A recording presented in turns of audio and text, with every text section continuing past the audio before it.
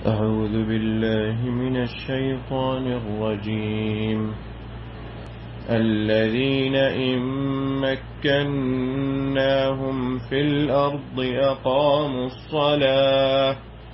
أقاموا الصلاة وآتوا الزكاة وأمروا بالمعروف ونهوا عن المنكر وَلِلَّهِ عَاقِبَةُ الْأُمُورِ۔ آگے اللہ تعالیٰ فرماتے ہیں الذین،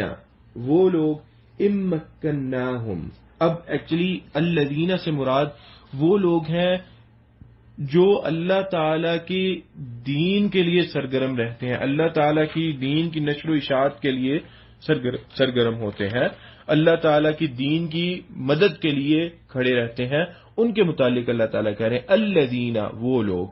امکناہم، اگر ہم ان کو اقتدار بخش دیں، اگر ہم ان کو قوت بخشیں، ان کو حکم بخش دیں، ان کو کرسی دے دیں، تو کیا ہوگا؟ اقام الصلاۃ، وہ نماز قائم کریں گے یا وہ نماز قائم کریں، وآتوا الزکاۃ، اور زکوٰۃ دیں، وامروا بالمعروف، اور اچھائی کی طرف اچھائی کا حکم دیں، ونہوا عن المنکر، اور بری بات سے روکیں، وللہ،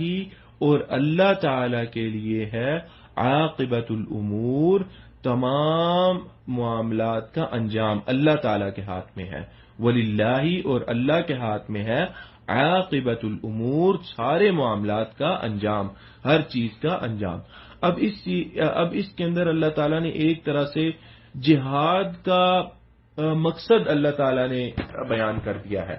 یعنی اللہ تعالیٰ بیان کر رہے ہیں کہ جہاد کا اب مقصد کیا ہے۔ جہاد کا مقصد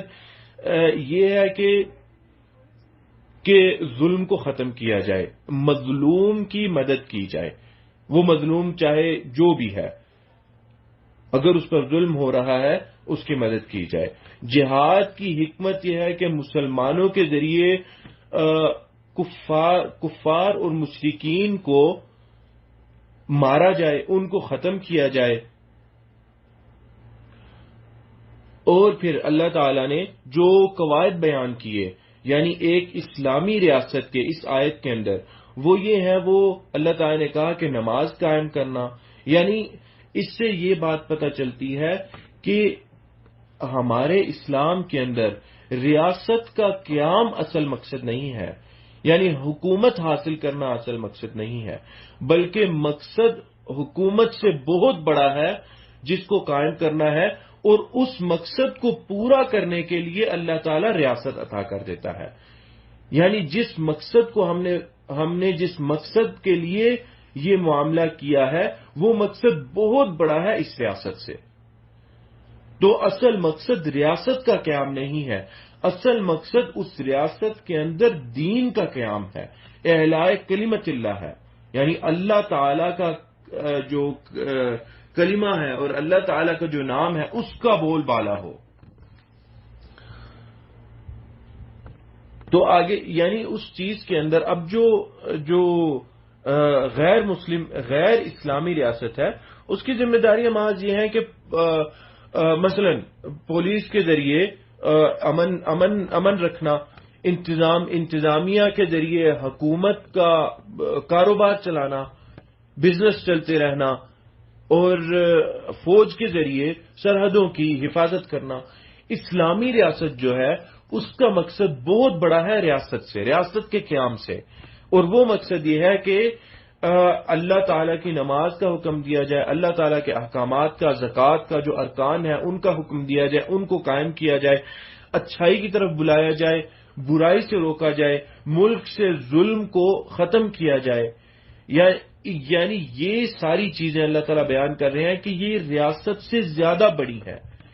یعنی ان چیزوں کا جو مقصد ہے وہ زیادہ بڑا ہے ریاست کے مقصد سے۔ یہ چیزیں یعنی ان چیزوں کے قیام کے لیے اللہ تعالیٰ ریاست عطا کرتا ہے، اگر اللہ تعالیٰ عطا کرے تو وہ یہی بات اللہ تعالیٰ کر رہے ہیں امکناہم،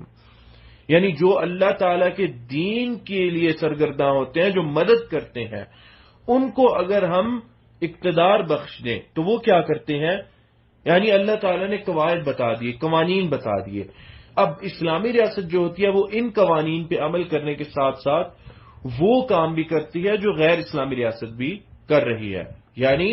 جو امن بحال کرنا اور انتظامیہ کے ذریعے حکومت کا کاروبار چلانا، جس کے ذریعے جو ہے وہ اکانومی ایک بحال ہوتی ہے، اور پھر فوج کے ذریعے سرحدوں کی حفاظت کرنا. اب مسلمان کے لیے ان چیزوں کے اندر بھی، خاص طور پہ ان چیزوں کے اندر بھی ہر خاص چیز میں اللہ تعالیٰ نے الگ سے اجر رکھ دیا ہے. اب ریاست کا مقصد نماز، زکوٰۃ، روزہ، ظلم کو ختم کرنا، امر بالمعروف اور نہی عن المنکر کرنا، اور اس کے ساتھ وہ کام جو غیر اسلامی ریاست کرتی ہے اگر وہ کرے اسلامی ریاست تو اللہ تعالیٰ کرنے والوں کے لیے اللہ تعالیٰ نے الگ الگ اجر رکھے ہیں، جس میں مثلا سرحدوں کی حفاظت کرنا اللہ تعالیٰ نے بہت بڑا اجر، نبی اکرم صلی اللہ علیہ وسلم نے احادیث میں ان کی بہت بڑی فضیلت بیان کی ہے جو سرحدوں کی حفاظت کرتے ہیں. تو یہ ہمارے اسلام کے اندر جو چیزیں ہیں، لوگ اگر ان چیزوں کو سمجھ لیں تو کبھی اللہ تعالیٰ کے اسلام کے متعلق یہ بات نہ کہیں کہ یہ تو غیر منصفانہ نظام ہے یا یہ تو بڑا ظالمانہ نظام ہے. اگر وہ ان چیزوں کو اور حکمتوں کو سمجھ لیں، اور پھر وہی بات ہے، ان حکمتوں کو سمجھتا وہی ہے جو قرآن کو پڑھتا ہے، جو حدیث کو دیکھتا ہے، جو نبی اکرم صلی اللہ علیہ وسلم کی تعلیمات کو دیکھتا ہے، جو نبی اکرم صلی اللہ علیہ وسلم کے عمل کو دیکھتا ہے کہ آپ صلی اللہ علیہ وسلم کا روزمرہ کا کیا عمل تھا، گھر کے اندر کا کیا عمل تھا، گھر کے باہر کا کیا عمل تھا، آس پاس کے لوگوں کے ساتھ کا آپ کا کیا عمل تھا، کیا آپ صلی اللہ علیہ وسلم کرتے تھے، اور آپ صلی اللہ علیہ وسلم کے تعلقات کیسے تھے، آپ صلی اللہ علیہ وسلم کے مسلمانوں کے ساتھ کیا معاملات تھے، غیر مسلموں کے ساتھ کیا معاملات تھے. جب ان چیزوں کو ایک ساتھ سامنے رکھ کے دیکھا جائے گا، احادیث پڑھی جائیں گی، قرآن کو پڑھا جائے گا، تب اس اسلام کی جو خوبصورتی ہے اور اس کے اندر جو اللہ تعالیٰ نے حکمتیں رکھی ہیں وہ ظاہر ہوتی ہیں، وہ نکل کے آتی ہیں. اور یہ بات بھی ذہن میں رکھیں کہ جو بندہ یہ بات کہتا ہے اس نے اسلام کو یا قرآن کو یا تو پڑھا نہیں، اگر پڑھا ہے تو سلیم دل کے ساتھ نہیں پڑھا، اچھے دل کے ساتھ یا اچھی نظر کے ساتھ اس نے کبھی نہیں پڑھا. کیونکہ اللہ تعالیٰ اس قرآن کے ذریعے ہی، نبی اکرم صلی اللہ علیہ وسلم حدیث میں فرماتے ہیں، کہتے ہیں کہ اس قرآن کے ذریعے بہت سارے لوگوں کو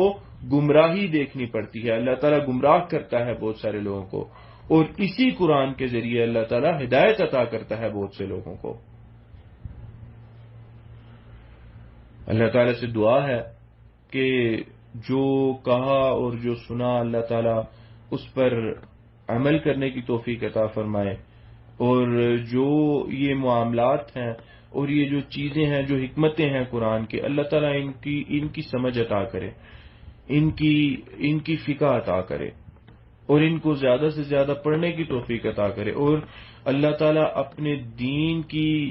حمایت کے لیے ہمیں اختیار کر لے. یعنی ہم اللہ تعالیٰ کے دین کی نصرت کے لیے کھڑے ہوں. جہاں پہ اللہ تعالیٰ کے دین کے لیے، دین کے خلاف کوئی بات ہو رہی ہو، ہم اس کے خلاف کھڑے ہوں اور بڑے حکمت کے ساتھ، بڑے حکیمانہ انداز میں اس معاملے کو سلجھایا جائے، اس معاملے کو لوگوں کے سامنے پیش کیا جائے اور ان کو سمجھایا جائے. اور اللہ تعالیٰ ہمیں وہ حکمت نصیب کرے جس کے ساتھ نبی اکرم صلی اللہ علیہ وسلم چلے اپنے تبلیغی مشن پر. اب نبی اکرم صلی اللہ علیہ وسلم اپنی ساری زندگی اس مشن پر رہے، اور وہ حکمت تھی. اللہ تعالیٰ وہ ہمیں عطا کرے. اللہ تعالیٰ سے دعا ہے